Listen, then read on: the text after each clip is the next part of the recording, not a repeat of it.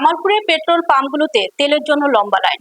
বিস্তারিত থাকছে নিউজ ডেস্কে। জামালপুরের 17টি পেট্রোল পাম্পে জ্বালানি সংকট দেখা দিয়েছে। গত কয়েকদিন ধরে জেলা জুড়েই ডিজেল, পেট্রোল ও অকটেনের সংকট দেখা দিয়েছে।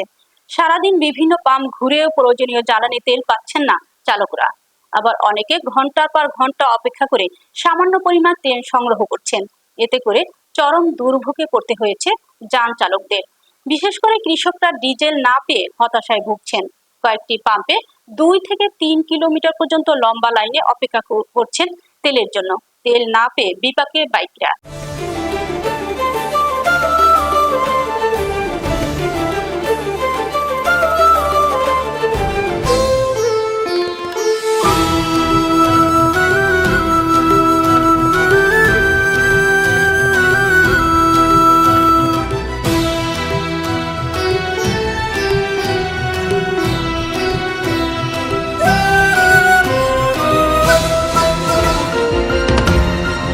টেকনাফ থেকে তেঁতুলিয়া, রূপসা থেকে পাথুরিয়া, বিশ্বজুড়ে রূপসী বাংলা।